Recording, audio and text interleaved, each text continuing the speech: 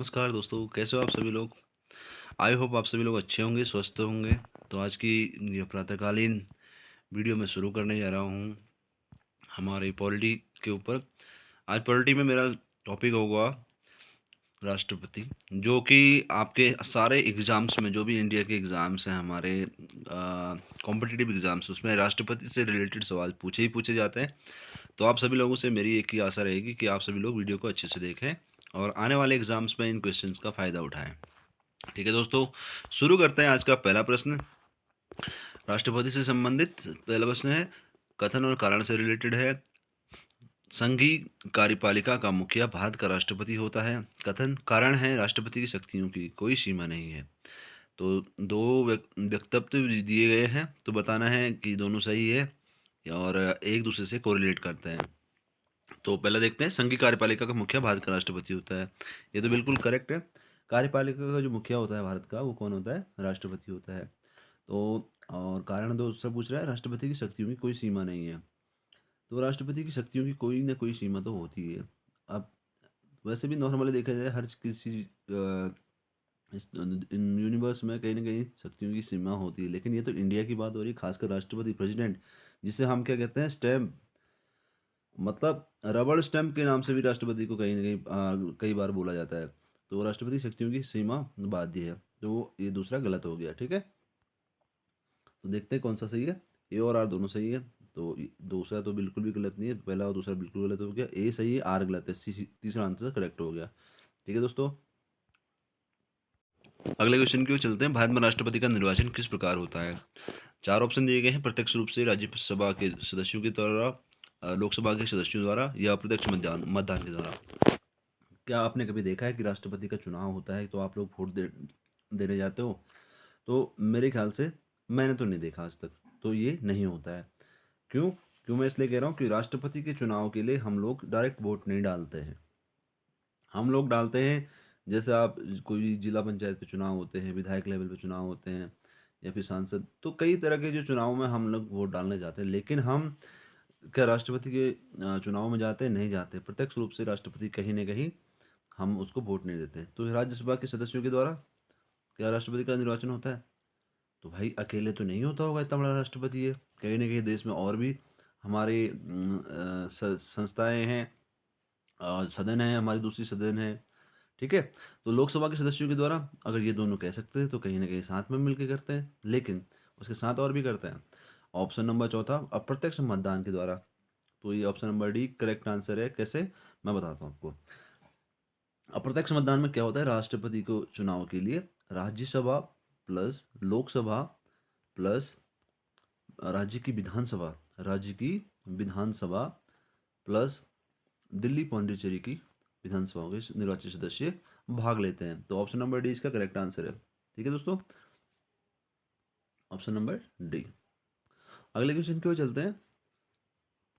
कथन और कारण फिर सेम क्वेश्चन है। भारत का राष्ट्रपति अप्रत्यक्ष निर्वाचन से चुना जाता है। बिल्कुल करेक्ट, हम इससे पीछे पढ़ चुके हैं। एक निर्वाचन मंडल की व्यवस्था है जो संसद के दोनों सदनों और राज्य की विधानसभाओं के निर्वाचित सदस्यों को मिलकर बनता है। किसके किसके लिए व्यवस्था है? ये राष्ट्रपति के अप्रत्यक्ष निर्वाचन के लिए क्या व्यवस्था है? दोनों सदनों के सदस्य जो निर्वाचित सदस्य हैं, और राज्य की विधानसभाओं के निर्वाचित सदस्य। तो इसका आंसर ए और आर दोनों सही है। तो कहीं ना कहीं इसका आंसर देखते हैं, ए सही है, आर गलत है। दूसरा ऑप्शन ए गलत है किंतु आर सही है, ये दोनों तो बिल्कुल भी नहीं है। अगला देखते हैं। ए और आर दोनों सही है, ए का सही स्पष्टीकरण है डी। ए और आर दोनों सही है किंतु ए का स्पष्टीकरण नहीं है। तो इसका आंसर कौन सा है? Option number C. क्यों? दोनों सही हैं और एक दूसरे से कोरिलेटेड हैं।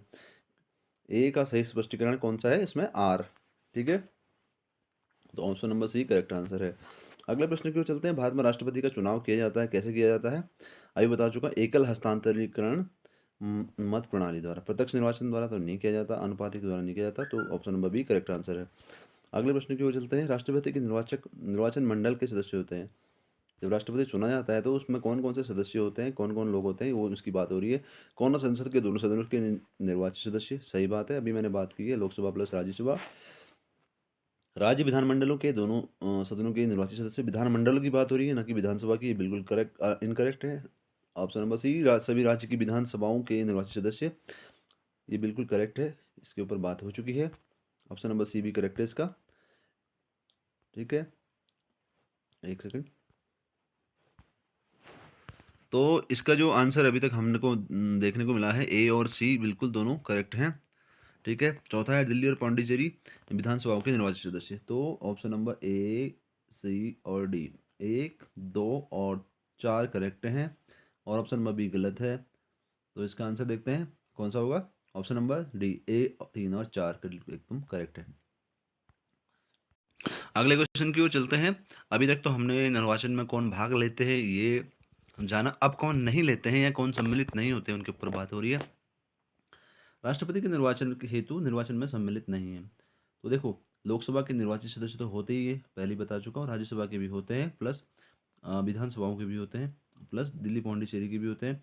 तो देखते हैं, आइए कौन कौन सा नहीं होते देखते हैं। राज्य की विधानसभाओं के निर्वाचित सदस्य ये तो होते ही, बात हो गई है इसके ऊपर भी। ए बी सी दोनों होते, तीनों होते हैं, और चौथा नहीं होता, राज्य की विधान परिषदों के सदस्य विधान परिषदों के नहीं होते हैं। ठीक है, ऑप्शन नंबर डी गलत है। अगले क्वेश्चन की ओर चलते हैं। क्वेश्चन नंबर 7वां, निम्नलिखित में से कौन राष्ट्रपति के निर्वाचन हेतु निर्वाचक गण के सदस्य हैं? नीचे दिए गए कोड से सही उत्तर चुनिए। ये सेम क्वेश्चन है, क्वेश्चन की लैंग्वेज चेंज कर रखी है, अलग अलग स्टेट में ये क्वेश्चन अलग अलग टाइम पे पूछा गया है। तो सारे क्वेश्चन इंपॉर्टेंट है, ये मत सोचिएगा कि सेम राष्ट्रपति पे सेम टाइप के क्वेश्चन, तो ये बिल्कुल भी मत सोचना, क्योंकि अगर थोड़ा क्वेश्चन का पैटर्न घुमा दे, क्वेश्चन की लैंग्वेज को घुमा दिया जाएगा, तो कहीं ना कहीं हम लोग धराशायी सा हो जाते हैं। ठीक है, पहला ऑप्शन है संसद के दोनों सदनों के सभी सदस्य। अब देख लो, यही क्वेश्चन है, इसी में आप लोग ढेर हो सकते हो जिसको नहीं समझ में आया हो। दूसरा ऑप्शन है राज्य विधानसभाओं के सभी निर्वाचित सदस्य। ऑप्शन नंबर सी, संघ संघ राज्य क्षेत्रों की विधानसभाओं के सभी निर्वाचित सदस्य, सभी राज्यपाल तथा उपराज्यपाल। ठीक है, तो कौन सा जो निर्वाचक गण हैं वो इसमें शामिल हैं? ठीक है, जो राष्ट्रपति के चुनाव हेतु संसद के दोनों सदनों के सभी सदस्यों की बात हो रही है। अभी हमने पढ़ा, लोकसभा भी पढ़ा, राज्यसभा भी, इसका मतलब तो ये होना चाहिए, लेकिन नहीं है। क्यों, बताता हूँ। राज्य विधानसभाओं के सभी निर्वाचित सदस्य, ये तो बिल्कुल करेक्ट है भैया, ये इनकरेक्ट है, जबकि हम इससे पहले बता चुके हैं कि ये भी होते हैं।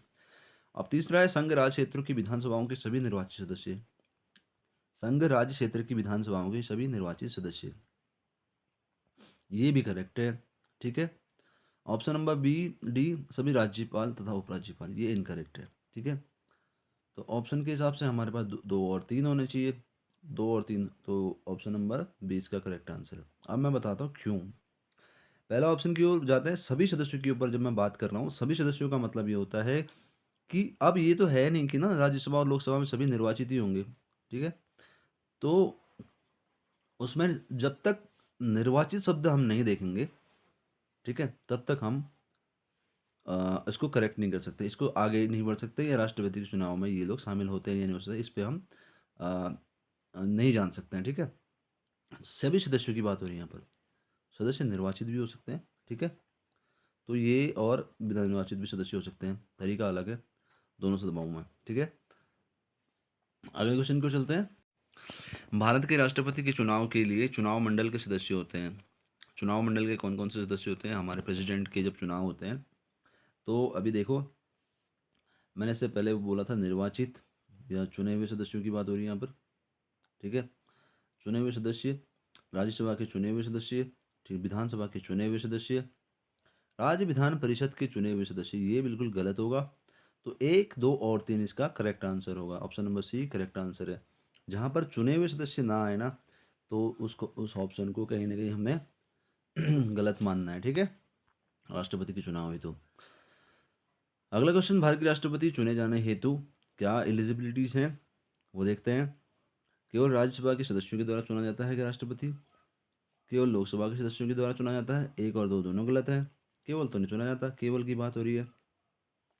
केवल राज्य की विधानसभा, फिर केवल आगे, ये भी गलत है। राज्यसभा, चौथा देखते हैं, राज्यसभा, लोकसभा और राज्य की विधानसभाओं के निर्वाचित सदस्य, फिर आगे निर्वाचित सदस्य, आप दिमाग में रखना है निर्वाचित, यहाँ पर सभी सदस्यों होता तो भी ये गलत होता। ठीक है, तो ऑप्शन नंबर डी, केवल निर्वाचित सदस्यों द्वारा। ठीक है, लोगों को समझ में आ रहा है नहीं आ रहा, लेकिन मुझे तो आ रहा है क्वेश्चन समझ में। ठीक है, तो मैं आशा करता हूँ आप सभी लोगों को भी इसी तरह क्वेश्चन समझ में आए। ठीक है, क्वेश्चन नंबर 10 क्यों चलते हैं। निम्नलिखित में से कौन राष्ट्रपति के चुनाव प्रकरण के लिए सही नहीं है। अब देखो, चुनाव प्रोसेस जब होते हैं राष्ट्रपति के, तो उसके कौन से सही नहीं है, मतलब कौन सा प्रोसेस नहीं होता, सीधी सी बात है। चार ऑप्शन है। पदस्थ राष्ट्रपति की पदावधि से पूर्व उत्तराधिकारी का चुनाव हो जाना चाहिए। राष्ट्रपति जब पदस्थ हो जाता है, राष्ट्रपति बर्खास्त हो जाता है, छोड़ देता है अपना पद, तो उससे उसकी कंप्लीटेशन, जब वो पूरा अपना पद कर ले, उससे पहले ही राष्ट्रपति उत्तराधिकारी का चुनाव हो जाना चाहिए। क्या ये सही है? बिल्कुल सही है मेरे भाई। राष्ट्रपति अपना पदभार ग्रहण करने की तिथि से 5 वर्ष तक पद पर रहता है, ये भी सही है।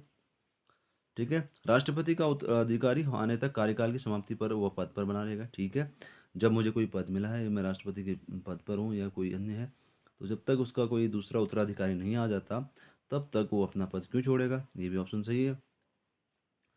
और निर्वाचक मंडल के अपूर्ण होने के आधार पर राष्ट्रपति का चुनाव स्थगित किया जा सकता है, ऑप्शन नंबर डी बिल्कुल गलत है। ठीक है, तो इसका आंसर कौन सा, ऑप्शन नंबर डी। अब निर्वाचक मंडल के अपूर्ण होने के आधार पर राष्ट्रपति का चुनाव स्थगित किया जा सकता है।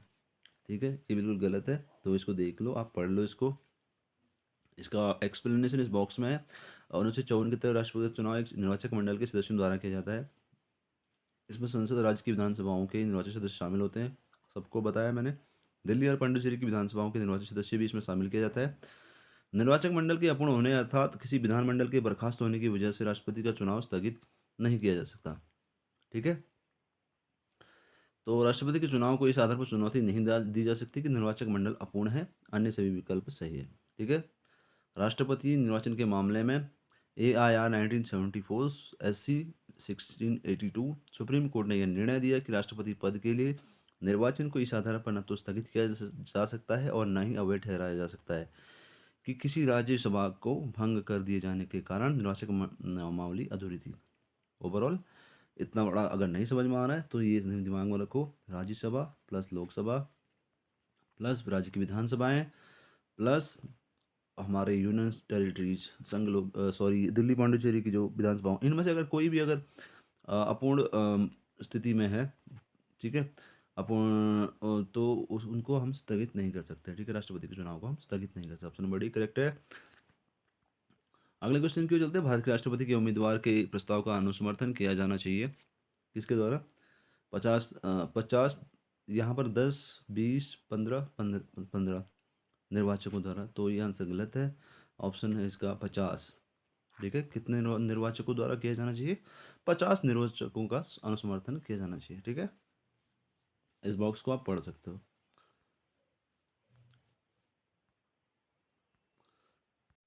अगले क्वेश्चन क्यों चलते हैं। राष्ट्रपति के निर्वाचन में राज्य का मुख्यमंत्री मतदान करने के लिए पात्र नहीं होता यदि, अब जो हमारे स्टेट का कोई भी मुख्यमंत्री है, वो राष्ट्रपति के चुनाव में कब भाग नहीं ले सकता, यह कब एलिजिबल है, वो स्वयं प्रत्याशी हो, या दूसरा उसे राज्य विधानमंडल के निचले सदन में अपना बहुमत सिद्ध करना शेष हो। ऑप्शन नंबर सी, वो राज्य विधानमंडल में उच्च सदन का सदस्य हो। ऑप्शन नंबर डी, वो राज्य विधानमंडल में निम्न सदन का सदस्य हो। तो कौन सा जो है एलिजिबल नहीं होता है राष्ट्रपति के चुनाव में, तो यहाँ पर ऑप्शन के हिसाब से हम लोग चलते हैं। इसका answer option number C correct है, वो राज्य विधानमंडल में उच्च सदन का सदस्य हो। अब मैं राज्य विधानमंडल, अब तुम तो बोलोगे यार फिर राज्य विधानमंडल में निम्न सदन का सदस्य हो। ठीक है, और उसके बाद स्वयं प्रत्याशी हो, ये भी तो सही हो सकता है। तो राज्य विधानमंडल में उच्च सदन का सदस्य हो, तो अभी हमने क्या बोला था, कोई भी राष्ट्रपति कैसे चुना जाता है, राज्यसभा लोकसभा राज्य विधानसभा की प्लस लोकसभा, सॉरी अपना यूनियन टेरिटरीज के निर्वाचित सदस्यों द्वारा।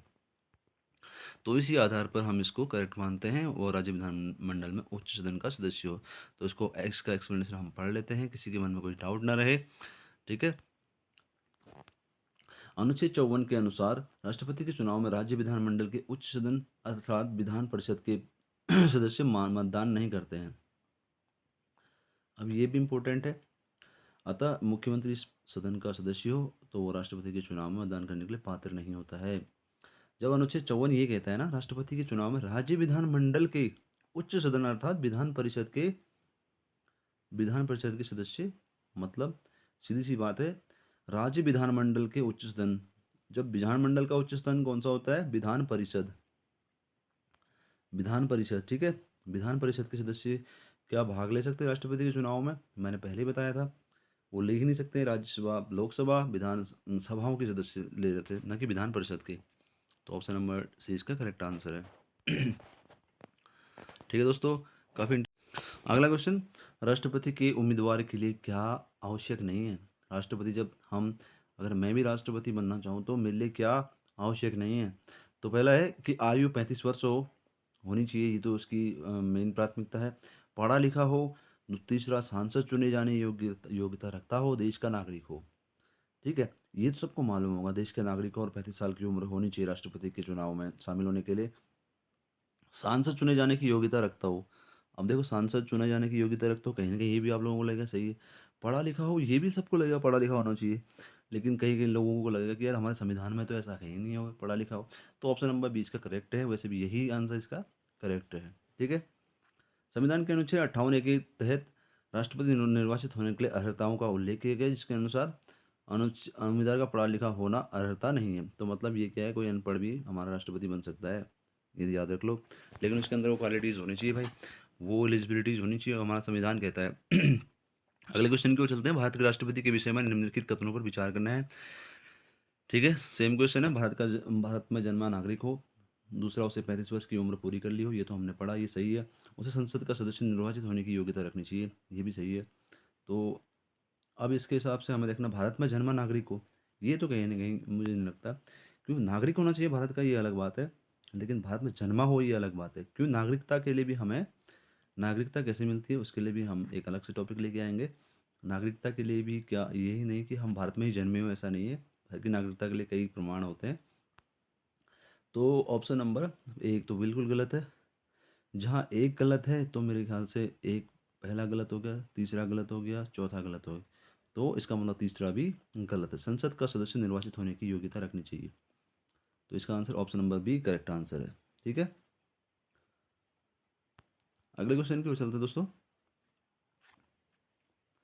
एक सांसद अथवा विधानसभा का सदस्य राष्ट्रपति निर्वाचित हो सकता है, परंतु चुनाव लड़ने से पूर्व उसे अपनी सदस्यता से त्यागपत्र देना होगा। अपने निर्वाचन से 6 महीने के अंदर अपनी सदस्यता छोड़नी होगी। निर्वाचित होने के तुरंत उपरांत अपनी सदस्यता छोड़नी होगी। एक सांसद चुनाव लड़ सकता है, परंतु विधानसभा का सदस्य नहीं। अब बात हो रही है यहाँ पर, किसकी बात हो रही है? एक सांसद विधानसभा का सदस्य राष्ट्रपति निर्वाचित होगा। अब मान लो कोई सांसद है या विधानसभा का सदस्य है, वो राष्ट्रपति बनना चाहता है, तो उसके लिए क्या उसकी जो योग्यताएं होंगी, वो ऑप्शन नंबर सी के हिसाब से चलते हैं। निर्वाचित होने के तुरंत उपरांत अपनी सदस्यता छोड़नी होगी। अगर वो सांसद है तो अपने पद से उसको सदस्यता छोड़नी होगी। विधानसभा का सदस्य है तो उसे अपने पद से सदस्यता छोड़नी होगी। Option number C correct answer है। ये याद रख लेना, ये क्वेश्चन पूछा जाता है, बहुत सारे एग्जाम में मैंने देखा है ये क्वेश्चन। ये इसका एक्सप्लेनेशन, कोई क्वेश्चन आपको समझ में नहीं आता तो ये बॉक्स बना हुआ है, ठीक है। हर क्वेश्चन के बगल में या फिर अगर उसके बाद एक बॉक्स बना हुआ है, तो उसको अच्छे से पढ़ लीजिए आप। आपके मेंस में जब भी आप लिखोगे, मेंस के लिए भी आपके ये अच्छा खासा कंटेंट यहाँ पर है। क्वेश्चन नंबर 18, भारतीय संविधान का कौन सा अनुच्छेद राष्ट्रपति के पद के लिए पुनः निर्वाचन की योग्यता रखता है? अभी मैंने इस पर बात की थी। कौन सा अनुच्छेद रखता है? ऑप्शन नंबर डी 57 राष्ट्रपति के पद के लिए पुनः निर्वाचन की योग्यताएं निर्धारित करता है। अनुच्छेद 57 क्या कहता है, बस फिर बता देता हूँ। राष्ट्रपति के पद के लिए पुनः निर्वाचन के लिए पात्रता निर्धारित करता है। इसके अनुसार कोई व्यक्ति जो राष्ट्रपति के रूप में पद धारण करता है या कर चुका है, संविधान के अन्य उपबंधों के अधीन रहते हुए उस पद के लिए पुनः निर्वाचन का पात्र होगा। ठीक है, अगला क्वेश्चन। अगर राष्ट्रपति, भारत के राष्ट्रपति के चुनाव में कोई विवाद है तो उसका निपटारा या उसका विवाद कौन सुलझा सकता है? ये मैटर कहाँ जाएगा? भारत की सुप्रीम कोर्ट को, सुप्रीम कोर्ट ऑफ इंडिया को। दिमाग में रखना, वेरी वेरी इंपॉर्टेंट क्वेश्चन। राष्ट्रपति के चुनाव में कोई विवाद होता है तो कौन सुलझाता है? भारत का राष्ट्रपति। ठीक है दोस्तों, इतना आई थिंक इतना क्लियर हो चुका है। और अगले क्वेश्चन के चलते हैं। Question number 20वां। भारत राष्ट्रपति 5 वर्ष तक अपने पद पर रहता है। भारत का राष्ट्रपति जो है अपने पद पर 5 साल तक रहता है। अपने निर्वाचन कब तक, मतलब कहने का क्वेश्चन का सीधा सा मतलब है, राष्ट्रपति जब, अब भारत का राष्ट्रपति अगर मान लो कोई बन गया है, तो वो अपने पद पर कब से रहेगा? सीधा सा सवाल है। अपने निर्वाचन की तारीख से, एक, ये बिल्कुल गलत है, ये ऐसा नहीं होता। संसद द्वारा निर्धारित तिथि से, ऐसा भी नहीं होता। ठीक है। ऑप्शन नंबर सी, अपने पद ग्रहण करने के दिन से, अपने पद ग्रहण करने के दिन से। देखते हैं इस पे, निर्वाचन या निर्वाचित आयोग द्वारा तिथि घोषित तिथि जब, देखो निर्वाचन आयोग अगर कोई तिथि घोषित कर देता है कि आज से राष्ट्रपति के लिए कोई व्यक्ति फलाना फलाना जो है राष्ट्रपति के लिए निर्वाचन में खड़ा है, तो क्या तब से उसका पद ग्रहण मान सकते हैं? हम नहीं मान सकते। जब कोई इलेक्ट बन गया राष्ट्रपति, ठीक है, कोई राष्ट्रपति बन गया है तो अपने जब वो पद ग्रहण करता है ना, तब से उसका दिन काउंट होता है। तो ऑप्शन नंबर सी इसका करेक्ट आंसर है। ठीक है। कोई डाउट नहीं होना चाहिए। ये देखिए इसका एक्सप्लेनेशन। राष्ट्रपति अपने पद ग्रहण के दिन से 5 वर्ष अवधि तक, मतलब आज अगर उसने पद ग्रहण कर लिया तो आज से वो राष्ट्रपति हुआ तो अगले 5 साल तक वो राष्ट्रपति का पद संभालेगा। ठीक है।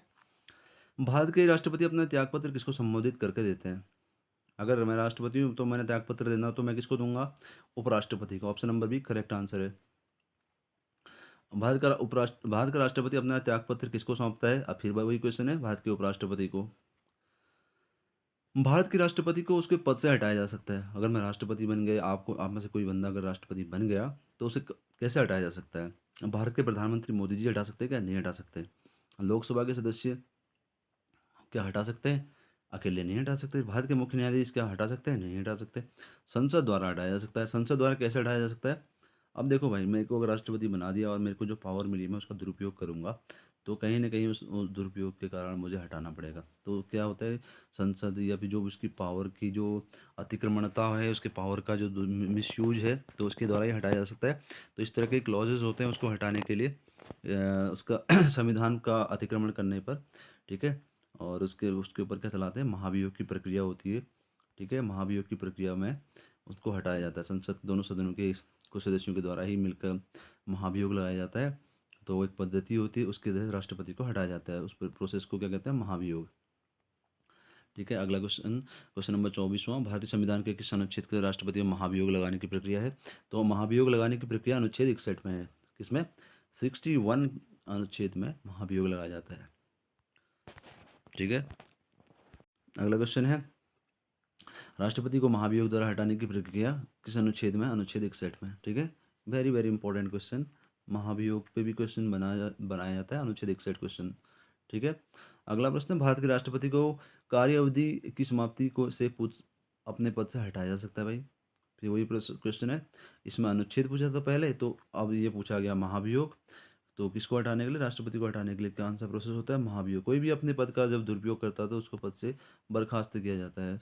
तो ये हमारे संसद की सबसे अच्छी एक प्रणाली है। तो देख लिए, 61 में जो है महाभियोग की प्रक्रिया है। तो अनुच्छेद 56(1) के अनुसार, 56(1) ख के अनुसार महाभियोग राष्ट्रपति द्वारा संविधान का अतिक्रमण करने पर लगाया जा सकता है, लगाया जा सकेगा। ठीक है। अब देखिए, राष्ट्रपति पर महाभियोग का आरोप संसद के किस सदन द्वारा लगाया जा सकता है? ठीक है भाई, महाभियोग लगा रहे हैं हम राष्ट्रपति जी पर, तो कौन सा सदन उसके लिए सबसे पहले आएगा? उन पर महाभियोग लगाना है। ठीक है। ये फलाना व्यक्ति हैं, इन पर महाभियोग लग रहा है।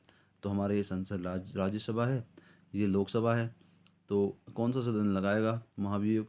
अब देखने वाली बात है। तो हाँ, इनमें से कोई भी सदन जो है पहले महाभियोग की प्रोसेस ला सकता है। ठीक है। संसद के किसी भी सदन के द्वारा महाभियोग लगाया जा सकता है। Option number C correct answer है। अब क्वेश्चन नंबर 28, निम्न में से भारत के राष्ट्रपति को महाभियोग लगाने का अधिकार किसे प्राप्त है? संसद के दोनों सदनों में से कोई भी लगा सकता है। ठीक है। फिर से सेम क्वेश्चन है, संविधान के उल्लंघन के आधार पर राष्ट्रपति के विरुद्ध क्या लगाया जा सकता है? कौन सा किसके द्वारा महाभियोग लगाया जा सकता है? संसद के दोनों सदनों के द्वारा महाभियोग लगाया जा सकता है। ठीक है। अगला क्वेश्चन, भारत के राष्ट्रपति पर महाभियोग लगाने के लिए कम से कम कितने दिन पूर्व सूचना देनी होती है? अगर राष्ट्रपति है, राष्ट्रपति जी पर अगर महाभियोग लगाना है तो हमने कितने दिन पूर्व उनको नोटिस देना होगा? 14 दिन पूर्व उनको हमने नोटिस देना होगा। देखो राष्ट्रपति जी, आपके खिलाफ हम महाभियोग लगा रहे हैं, तो हम आपको नोटिस जारी कर रहे हैं। अगला क्वेश्चन, क्वेश्चन नंबर 31, निम्नलिखित में से कौन सा भारत के राष्ट्रपति के निर्वाचक गण का हिस्सा है परंतु उसके महाभियोग अभिकरण का नहीं? ये बहुत सारा ये इंपॉर्टेंट क्वेश्चन है, तो कैसे समझाऊंगा मैं आपको। देखो, क्वेश्चन महाभियोग लगाया जा रहा है, तो महाभियोग किसके द्वारा लगाया जा रहा है? अब ये सोचने वाली बात है, लोकसभा तो शामिल होती है महाभियोग लगाने में, राज्यसभा भी शामिल होती है। राज्य की विधानसभा के बारे में बात हो रही है यहाँ पर, राज्य की विधान परिषदों के बारे में बात हो रही है, राज्य की विधानसभाओं के बारे में बात हो रही है। तो अब ये बहुत बहुत इंपॉर्टेंट क्वेश्चन है, आप लोग ध्यान से देखिएगा। इसका आंसर ऑप्शन नंबर डी। ठीक है, अब मैं समझाता हूँ। ठीक है, तो जब महाभियोग लगता है ना, तो उसमें ये पूछा जा रहा है कि केवल जब न राष्ट्रपति चुना जाता है ना, ये राष्ट्रपति जी हैं चुने जा रहे हैं, तो उसमें कौन कौन से शामिल थे? राज्यसभा थे, लोकसभा थे, राज्य की विधान सभाएँ थी। ठीक है, दिल्ली पौंडीचेरी का जो निर्वाचित सदस्य थे वो थे, तो वो तो निर्वाचन में शामिल थे। लेकिन जब महाभियोग लगाते हैं तो कौन कौन शामिल नहीं है, ये बस सवाल हो रही है। ऑप्शन के हिसाब से हम जा रहे हैं, लोकसभा तो होती है, राज्यसभा भी होती है, लेकिन राज्य की विधानसभा नहीं होती है। तो हमें इसे काउंट नहीं करना है अभी, ये मत बोल लेना कि विधान परिषद तो थी नहीं। केवल हमें ये देखना है कि चुनाव में कौन शामिल था और अभी नहीं है। ठीक है, राज्य की विधानसभा, option number D correct answer है। अगला क्वेश्चन, भारत के राष्ट्रपति के महाभियोग की प्रक्रिया क्या है? अर्धन्यायिक है। कौन सी है? ये अर्धन्यायिक है, ऑप्शन नंबर एक करेक्ट आंसर है। प्रोसेस है कौन सी? अर्धन्यायिक है, ये समझना हमने बस। राष्ट्रपति का रिक्त होने हो जाता है तो स्थान भर लिया जाना चाहिए। कितने समय के बाद उस स्थान भर लेना चाहिए? 6 महीने के बाद। 6 महीने के बाद राष्ट्रपति का जो स्थान रिक्त है उसे भर लेना चाहिए। अगले क्वेश्चन की ओर चलते हैं, क्वेश्चन नंबर 34। पदाधीन राष्ट्रपति की पदावधि की समाप्ति से भिन्न किसी कारण से उत्पन्न होने वाली रिक्ति की दशा में रिक्ति भरने के लिए निर्वाचन अवश्य हो जाना चाहिए। जब वो राष्ट्रपति का पद खाली हो जाता है उसके 6 महीने के भीतर, ऑप्शन नंबर एक करेक्ट आंसर है। ठीक है दोस्तों, अगला क्वेश्चन, भारत में राष्ट्रपति की मृत्यु, पदत्याग अथवा हटाए जाने पर हुई रिक्ति को भरने की समय सीमा क्या है? तो इसका आंसर है 6 मंथ। 6 महीने के भीतर वो पद भर जाना चाहिए। ठीक है, सेम क्वेश्चन, क्वेश्चन नंबर 36। जब राष्ट्रपति मृत्यु, त्यागपत्र, पदच्युत या अन्य कारणों से कर्तव्यों को नहीं निभा सकता तो उपराष्ट्रपति कितने समय तक राष्ट्रपति के रूप में कार्य कर सकता है? 6 महीने के रूप में। अब एक चीज़ और समझने वाली बात है, जब राष्ट्रपति मृत्यु हो जाए, त्यागपत्र हो जाए तो या फिर पद से इस्तीफा दे देते हैं, उस कारण 6 महीने तक कौन निभाएगा उसके कर्तव्यों को? उपराष्ट्रपति। ठीक है, लेकिन 6 महीने के अंतर या 6 महीने जब पूरा हो तो उससे पहले ही वो पद भर जाना चाहिए। ठीक है, ये बहुत important question number 37 same question है, तो इसका आंसर भी देखिए पढ़ते हैं एक बार। क्वेश्चन नंबर 37, यदि मृत्यु, त्यागपत्र हटवाए जाने की स्थिति में भारत का राष्ट्रपति का पद रिक्त हो तो कौन संभालेगा? सेम क्वेश्चन है, उपराष्ट्रपति संभालेगा। कौन संभालेगा पद अगर राष्ट्रपति का खाली है, जब तक चुनाव नहीं होते? उपराष्ट्रपति। ठीक है दोस्तों, अगला क्वेश्चन, यदि भारत के राष्ट्रपति का पद रिक्त हो जाए तो उपराष्ट्रपति भी ना हो तो उनमें से कौन कार्यवाहक राष्ट्रपति? अभी इंपॉर्टेंट क्वेश्चन है, कार्यवाहक राष्ट्रपति की बात हो रही, तो यहाँ पर अगर यहाँ पर राष्ट्रपति नहीं है, उपराष्ट्रपति भी नहीं है, तो कौन संभालेगा सुप्रीम कोर्ट का चीफ जस्टिस? कौन संभालेगा सुप्रीम कोर्ट का chief justice? Option number D correct answer है।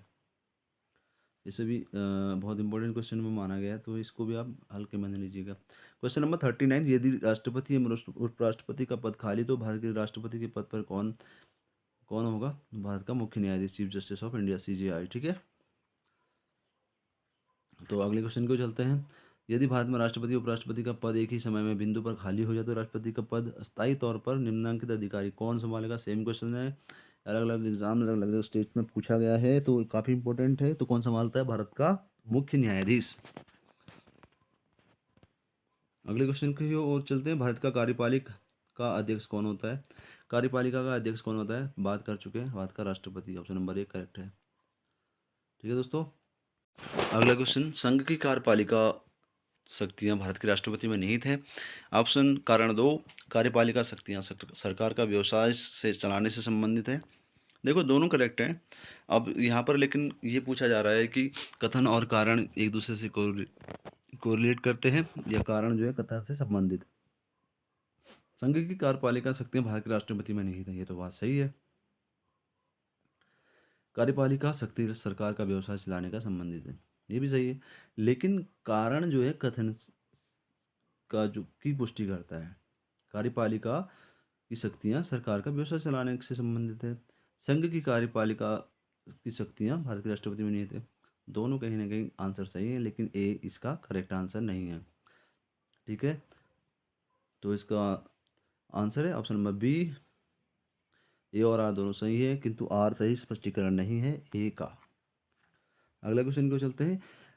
निम्नलिखित कथनों पर विचार करना है और नीचे कुछ कूट दिए गए हैं, उनको देखना है। संघ की कार्यपालिका शक्ति प्रधानमंत्री में निहित होती है, ये बात सही है। नहीं, कार्यपालिका शक्ति नहीं होती है। कार्यपालिका की शक्ति किसमें निहित होती है? राष्ट्रपति में। ठीक है, तो ये गलती से भी मत कर देना इसको प्रधानमंत्री में, ये बिल्कुल गलत हो गया। प्रधानमंत्री की नियुक्ति राष्ट्रपति द्वारा की जाती है, नियुक्ति की जाती है ना, ठीक, राष्ट्रपति द्वारा की जाती है, ऑप्शन सही है। प्रधानमंत्री मंत्रिपरिषद के प्रधान होते हैं, सबको मालूम है, 2 और 3 सही है। यह आवश्यक नहीं है कि नियुक्ति के समय प्रधानमंत्री संसद के किसी सदन का सदस्य हो, तो ये भी सही है। 2 और 3 4, 2 3 4 तीनों सही हैं, 2 3 4 तीनों सही हैं। Option number C correct answer है। निम्नांकित में से कौन भारतीय गणतंत्र का प्रमुख है? कौन है भैया? भारत का राष्ट्रपति। ऑप्शन नंबर ए करेक्ट है।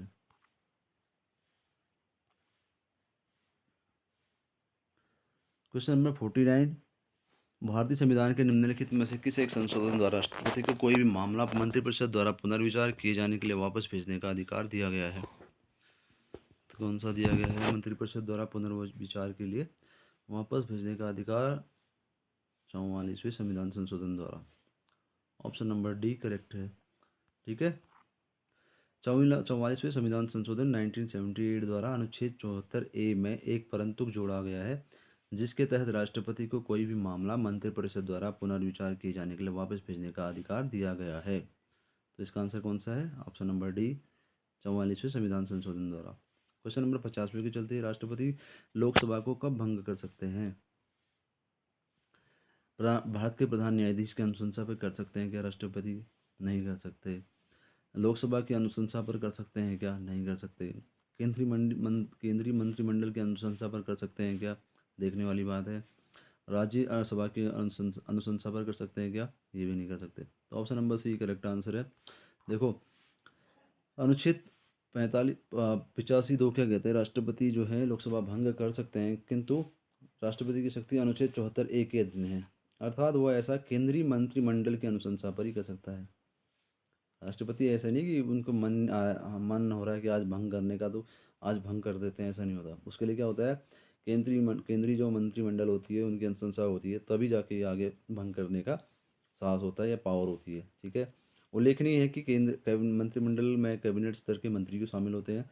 जो केंद्रीय मंत्रिमंडल होगा इसमें कौन होंगे? कैबिनेट स्तर के मंत्री शामिल होंगे, जबकि मंत्रिपरिषद में सभी कैबिनेट राज्य उप मंत्री शामिल होते हैं। ठीक है, केंद्रीय जो मंत्रिमंडल होगी उसकी अनुशंसा पर क्या होगा? राष्ट्रपति को लोकसभा भंग करने का अधिकार है। अगला क्वेश्चन, भारत के राष्ट्रपति डैश की अनुशंसा पर लोकसभा भंग कर सकते हैं? तो मंत्रिपरिषद, option number D correct answer है। लोकसभा और राज्यसभा की संयुक्त बैठक किसके द्वारा आहूत की जाएगी? राष्ट्रपति जी के द्वारा। लोकसभा, देखो ये इंपॉर्टेंट क्वेश्चन है, लोकसभा प्लस राज्यसभा की जो बैठक है किसके द्वारा संयुक्त रूप से बैठक की अध्यक्षता की जाती है? हमारे राष्ट्रपति जी के द्वारा। ये वेरी वेरी इंपॉर्टेंट क्वेश्चन है दोस्तों। अगला क्वेश्चन, अनुच्छेद 108 के अंतर्गत लोकसभा और राज्यसभा की संयुक्त बैठक आहूत की जाती है। ठीक है, किसके द्वारा की जाती है? अनुच्छेद 108 के तहत दोनों की संयुक्त बैठक राष्ट्रपति के द्वारा की जाती है। ठीक है, राष्ट्रपति के द्वारा। Option number A correct answer है। अभी मैं पीछे डिस्कस कर चुका इस क्वेश्चन को। अगला क्वेश्चन, भारतीय संसद का संयुक्त अधिवेशन निम्न में से कौन एक बुला सकता है? जब संयुक्त जॉइंट सेशन बुलाना हो तो कौन बुला सकता है? सीधी सी बात है, और जब संयुक्त बैठक की बात हो रही है जिसमें लोकसभा और राज्यसभा है, तो उसकी अध्यक्षता अगर राष्ट्रपति कर रहा है तो उसको बुलाने का अधिकार भी कहीं ना कहीं राष्ट्रपति के पास है। Option number A correct answer है। क्वेश्चन नंबर 55, भारत के राष्ट्रपति से संबंधित निम्नलिखित कथनों में से कौन सा एक सही नहीं है? सही नहीं है की बात हो रही है, सही नहीं है। ठीक है, राष्ट्रपति के संबंध में, वह संसद का एक संगठक भाग है। राष्ट्रपति उसका भाग होता है, बिना राष्ट्रपति की संसद नहीं होती है। ठीक है, तो वह दोनों सदनों में चर्चा में भाग ले सकता है। अब देखने वाली बात है, चर्चा में भाग लेना। वह प्रत्येक वर्ष दोनों सदनों की संयुक्त बैठक को संबोधित करता है। तो पहले इससे पहला क्वेश्चन ही से संबंधित था, ये भी तो करता ही है। और संसद का भाग है, ये भी तो सही है। वह किन्हीं परिस्थितियों में अध्यादेश लागू कर सकता है। अब ये तो आपने सुना ही है, अनुच्छेद 123 के तहत राष्ट्रपति क्या करता है, अध्यादेश लागू करता है। वो कोई नियम बना सकता है जब कोई सभा नहीं चल रही हो, लोकसभा राज्यसभा समय से, तो अध्यादेश लाने की शक्ति राष्ट्रपति की बात है। तो ऑप्शन नंबर 20 का करेक्ट आंसर है, वह दोनों सदनों में चर्चा में भाग लेगा। ये गलत है। ठीक है, अब पढ़ते हैं। अनुच्छेद 79 के अंतर्गत भारत का राष्ट्रपति संसद का एक भाग है। वह प्रत्येक वर्ष दोनों सदनों की संयुक्त बैठक को संबोधित करता है। ठीक है। अनुच्छेद 23 के तहत वह विशेष परिस्थिति में अध्यादेश जारी कर सकता है, परंतु दोनों सदनों में चर्चा में भाग नहीं लेगा भाई साहब। ठीक है, याद रखने वाली बात है। अगला क्वेश्चन, भारत के राष्ट्रपति ने जिस एकमात्र मामले में अपने वीटो की शक्ति का प्रयोग किया है। अब देखो कौन से मामले में सर जो राष्ट्रपति जी को वीटो की शक्तियां हैं और उसका प्रयोग कहाँ किया था, ये आगे पढ़ेंगे, लेकिन क्वेश्चन के हिसाब से हम चलते हैं। तो कौन से मामले में उन्होंने अपने वीटो का प्रयोग किया है। इसका ऑप्शन नंबर डी सी, भारतीय डाकघर संशोधन विधेयक। ऑप्शन नंबर सी करेक्ट है। ठीक है, ऑप्शन नंबर सी इसका करेक्ट आंसर। ये इंपॉर्टेंट क्वेश्चन, निम्न में से किस राष्ट्रपति ने एक शक्ति का प्रयोग किया था जिसे संवैधानिक शब्दावली में जेबी निषेधाधिकार कहा गया है। जेबी पॉकेट वीटो जिसे कहते हैं हम। तो किसने यूज किया है, ज्ञानी जैल सिंह ने किया है। ठीक है, option number C correct answer है। पॉकेट वीटो का प्रयोग ज्ञानी जैल सिंह ने किया है, ये दिमाग में रखने वाली बात है। ठीक है, क्वेश्चन पूछा जा सकता है कभी भी। छत्तीसगढ़ पीछे 2015 में सवाल पूछा गया था। ठीक है, एक्सप्लेनेशन देख लो इसका। 1986 में भारत के राष्ट्रपति ज्ञानी जैल सिंह ने भारतीय पोस्ट ऑफिस संशोधन अधिनियम के संबंध में पॉकेट वीटो का प्रयोग किया। और उल्लेखनीय है कि जब राष्ट्रपति दोनों सदनों द्वारा पारित बिल को अपने पास असीमित समय सीमा के लिए लंबित रखता है, अर्थात वह इस पर सहमति नहीं देता है और ना ही इसके लिए पुनर्विचार के लिए लौटाता है, तो इसे संवैधानिक शब्दावली में जेबी निषेधाधिकार या पॉकेट वीटो कहते हैं। पॉकेट वीटो क्या है देख लिया आप लोगों ने। पॉकेट वीटो किसे कहते हैं, जब दोनों सदनों द्वारा पारित बिल है उसको राष्ट्रपति अपने पास कब तक के लिए ले सकता है, असीमित समय के लिए। ठीक है, कोई समय सीमा नहीं है उसकी, और उसको अपनी सहमति नहीं देता है, ना इसे पुनर्विचार के लिए भेजता है, तो इसे क्या कहते हैं हम, पॉकेट वीटो। ठीक है, पॉकेट वीटो भी आप लोगों ने समझ लिया है। अगले क्वेश्चन की ओर चलते हैं। क्वेश्चन नंबर 58, भारतीय संविधान के किस अनुच्छेद के अंतर्गत राष्ट्रपति संसद के दोनों सदनों द्वारा पारित पारित किसी बिल पर अपनी स्वीकृति रोक सकते हैं। अब ये इंपॉर्टेंट क्वेश्चन है भैया। संविधान द्वारा पारित कोई अनुच्छेद है, सॉरी अनुच्छेद के तहत राष्ट्रपति संसद के दोनों सदनों द्वारा पारित बिल को अपनी स्वीकृति रोक सकते हैं। 111 के तहत, अनुच्छेद 111। ऑप्शन नंबर सी डी इसका करेक्ट आंसर है। अब देख लो, भारतीय संविधान के अनुच्छेद 111 के अंतर्गत यह प्रावधान किया गया है कि राष्ट्रपति संसद के दोनों सदनों द्वारा पारित विधेयक पर स्वीकृति प्रदान करेगा या स्वीकृति रोक लेगा, अथवा विधेयक धन विधेयक के अतिरिक्त को पुनर्विचार हेतु सदनों को लौटा देगा।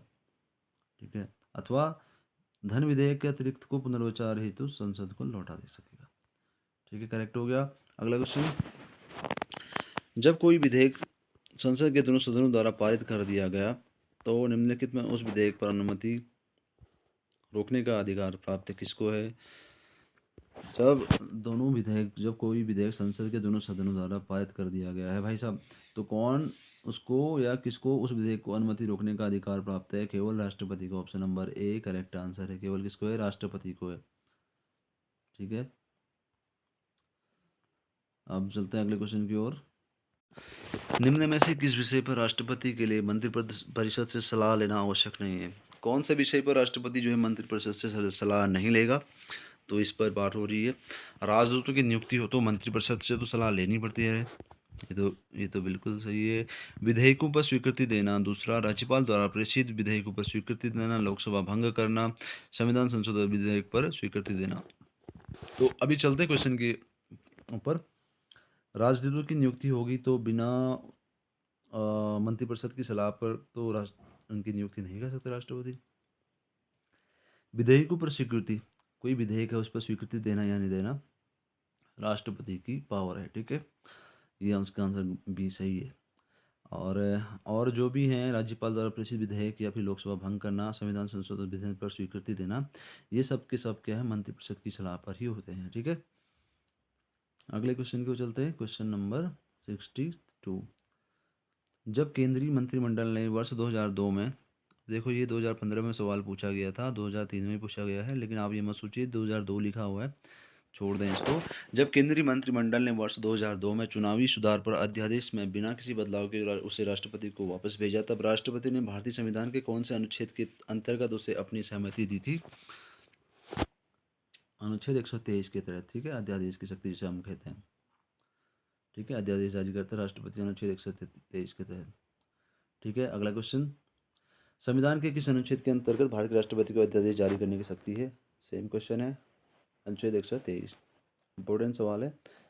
भारत के संविधान के किस अनुच्छेद के अधीन भारत के राष्ट्रपति को अध्यादेश जारी करने की शक्ति है? सेम क्वेश्चन, फिर से क्वेश्चन सेम है, अलग अलग एग्जाम में पूछा गया है। आप लोगों को लग रहा होगा कि सेम क्वेश्चन फिर पूछे जा रहे हैं। ये क्वेश्चन बहुत इंपॉर्टेंट है। राष्ट्रपति द्वारा जारी एक अध्यादेश संसद के सत्र शुरू होने के बाद कितने समय तक रखा जाना चाहिए? जब राष्ट्रपति द्वारा कोई अध्यादेश जो है संसद के सत्र शुरू होने के बाद कितने समय तक रखा जाना चाहिए? 6 हफ्ते के अंदर उसे कानून में बदल देना चाहिए, या फिर उस पर हम लोगों ने जो संसद ने जो है उस पर अपना रुख अपनाना चाहिए। राष्ट्रपति द्वारा जारी एक अध्यादेश संसद के सत्र शुरू होने के बाद कितने समय तक रखा जाना चाहिए? 6 सप्ताह के अंतर्गत, ठीक है। पढ़ लेते हैं इसको।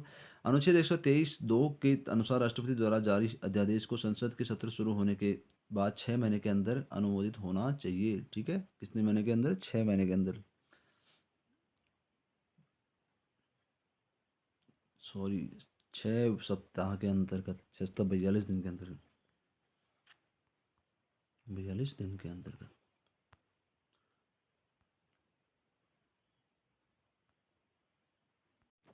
अगला क्वेश्चन, निम्नलिखित में से राष्ट्रपति किसकी नियुक्ति करता है? और ऑप्शन नंबर 1 भारत का महान्यायवादी, ऑप्शन नंबर 2 नियंत्रक एवं महालेखा परीक्षक, ऑप्शन नंबर सी एक राज्य का राज्यपाल, या उपयुक्त सभी। तो राष्ट्रपति किसकी नियुक्ति करता है? किसकी नियुक्ति करता है? भारत के महान्यायवादी, अटॉर्नी जनरल ऑफ इंडिया, ठीक है, सीएजी प्रमुख की, और एक गवर्नर, राज्य का राज्यपाल। तो इन सबों की नियुक्ति करता है राष्ट्रपति, ठीक है। Option number D correct answer है। अगला क्वेश्चन, क्वेश्चन नंबर 68, निम्न में से भारत का राष्ट्रपति किसकी नियुक्ति नहीं करता है? ये इंपॉर्टेंट सवाल है, ठीक है। करता है तो सभी को मालूम होगा, नहीं करता है तो देखने वाली बात है। उपराष्ट्रपति, प्रधानमंत्री, राज्यपाल, मुख्य निर्वाचन आयुक्त। तो मुख्य निर्वाचन आयुक्त किसकी नियुक्ति नहीं करता है? तो इस प्रधानमंत्री की नियुक्ति तो करता है, राज्यपाल की हमने पढ़ ली पहले, मुख्य निर्वाचन आयुक्त की पढ़ ली है, उपराष्ट्रपति की, ठीक है। अब उपराष्ट्रपति की कौन करता है देखते हैं। राष्ट्रपति उपराष्ट्रपति की नियुक्ति नहीं करता है। अनुच्छेद 66 के अनुसार उपराष्ट्रपति का निर्वाचन होता है। अब राष्ट्रपति का क्या होता है? निर्वाचन होता है उपराष्ट्रपति का, ठीक है। संविधान असाधारण परिस्थितियों में राष्ट्रपति को राज्यपाल के कृत्यों के निर्वहन हेतु उपबंध करता है। कौन से प्रोसेस के तहत? तो अनुच्छेद 160 के उपबंध के तहत, ठीक है दोस्तों। तो दोस्तों आज के लिए मैं अपनी वीडियो को यहीं पर विराम देता हूँ। तो आशा करता हूँ आप सभी लोगों को मेरी वीडियो अच्छी लगी होगी। आगे जारी करूँगा इसी टॉपिक को। अभी मेरे पास 50 तक क्वेश्चन और बाकी है राष्ट्रपति पे। तो आप सभी लोग मेरी वीडियोज़ को ज़्यादा से ज़्यादा फॉलो कीजिए, लाइक कीजिए, शेयर कीजिए, सब्सक्राइब कीजिए, कमेंट कीजिए, और ताकि मैं और अच्छा वीडियो बना सकूँ, ठीक है। धन्यवाद। जय हिंद, जय देव।